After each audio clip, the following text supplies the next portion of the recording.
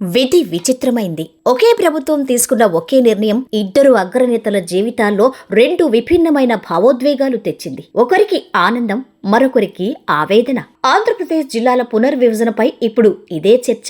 ఒకే party, ఒకే రాష్ట్రం, సందర్భం కూడా ఒక్కటే, కానీ ఫలితం మాత్రం పూర్తిగా భిన్నం. ప్రభుత్వం తీసుకున్న తాజా నిర్ణయం ఒకరికి చిరకాల కలను సాకారం చేస్తే మరొకరిని తీవ్ర నిరాశలోకి నెట్టింది. ప్రకాశం జిల్లాలోని మార్కాపురం ఏళ్లుగా జిల్లా కావాలన్న డిమాండ్ ఉంది. విద్య, వైద్యం, ఉపాధి, వాణిజ్య రంగాల్లో ప్రాముఖ్యత ఉన్న ఈ పట్టణానికి ఇప్పటి వరకు జిల్లా హోదా దక్కలేదు. అయితే కూటమి ప్రభుత్వం తీసుకున్న తాజా నిర్ణయంతో మార్కాపురం జిల్లా అయింది. దీంతో ప్రజల్లో ఆనందం వెల్లివిరిసింది.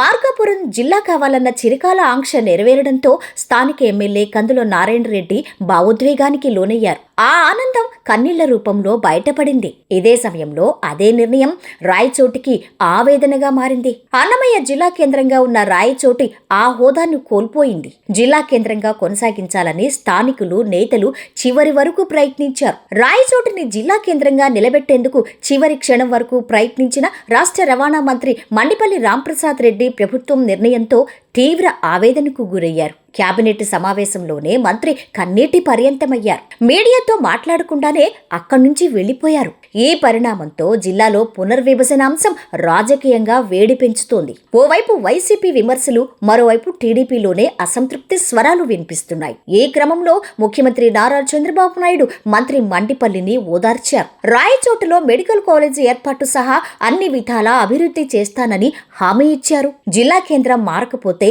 తలెత్తే సాంకేతిక ఇబ్బందులు కూడా మంత్రికి వివరించారు. తర్వాత మీడియాతో మాట్లాడిన మంత్రి మండిపల్లి రాయచోటి జిల్లా కేంద్రం కాదన్న విషయం తన్ను తీవ్రంగా బాధించిందన్నారు. జరిగిన పొరపాటుకు తాను కూడా బాధ్యుండే అంటూ రాయచోటి ప్రజలకు క్షమాపణ చెప్పారు. మంత్రి పదవి తన ఆశ కాదని, నియోజకవర్గ ప్రజల ఆకాంక్షే తనకు ముఖ్యమని స్పష్టం చేశారు. ఒకే నిర్ణయం, ఒకరికి ఆనందం, మరొకరికి ఆవేదన. ఇదే రాజకీయాల్లోని వింత పరిస్థితి. ఇప్పుడు ఈ అసంతృప్తిని సీఎం చంద్రబాబు ఎలా సమతుల్యం చేస్తారన్న దానిపైనే అందరి దృష్టి ఉంది.